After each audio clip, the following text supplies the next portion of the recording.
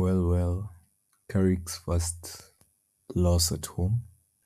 Why on earth didn't these guys play that football in the first half? It literally gave me memories of the Barcelona vs Atleti game, which ended 2-0 because Manchester United were one man down. And in the second half, they played the best football of the game. Sometimes these things happen, and I was telling my friends, I feel like these guys went out on Saturday before the game saying, it's just Leeds. If you think about it, I think Leeds have so many injuries. This was just an outlier game for them. And this was a mind game because look at this. Okay, some of their main guys, Rodon, the defender, Stark, who has been really important this season, are both out with ankle injuries. Daniel James also out. But now, here's where it was a mind game.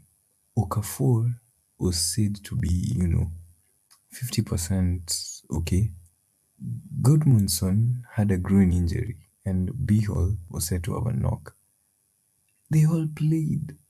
Okafor dunked on us with a brace with the alleged back injury. But he played 73 minutes, I suppose. But still, that's not someone with a back injury. Anyway, I just feel like this United team underestimated Leeds.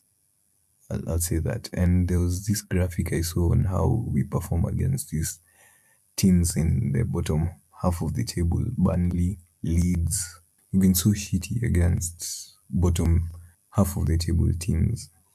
We've drawn versus Forest, drew versus Tottenham, lost to Everton, drew versus West Ham, drew versus Bournemouth. Okay, that's on the top half, I suppose. Drew versus Wolves, drew versus Leeds, and then drew versus Burnley. I swear you can't make this up.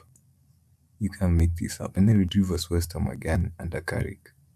Like this, you can't make this up. Oh my god. So it's a trend. It's literally a trend. Three of those we were at home versus Wolves, Bournemouth, and West Ham. I don't want to say I saw it coming because it was like we've had like 2-3 weeks to prepare for this game. That's why I'm saying these guys went out before that match. Can't be convinced otherwise. Other than that, I'm now out of the what's it called? Yeah, the last fan standing. So I'm already out. I had made it to that next round. Should have just gone with Man City. Chelsea's rubbish. But it's okay. I should have seen this. This is why you can't get rich off gambling unless you're really, I don't even know. You gotta know when to hold on. You gotta know when to walk away.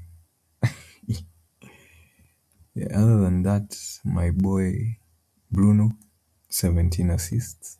4 more in 6 games. Definitely doable. Against Chelsea, 2 assists, 1 goal. Can't wait for his Premier League player of the season. It just can't go to anyone else. And then Spurs. I think these are the only two teams I'll talk about. What the hell is going on at Spurs?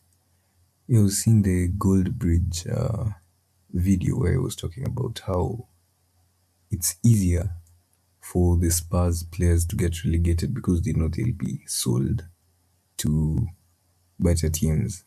Yeah, but don't they want to play for the badge? Like, I don't know. Those have been two clinical games that they could have won, but they just decided to bottle. Was Forest, was Sunderland. I mean, like, in such a situation, it should be must win for such a team, but hell, I'm not a Spurs fan, but Spurs fans, I feel you guys, man. You're just shit. Maybe they're doing it on purpose, to make sure that those investors go away and they just rebuild with people who love the sport and just not investors in it for the money. I don't know. But either way, it's horrendous.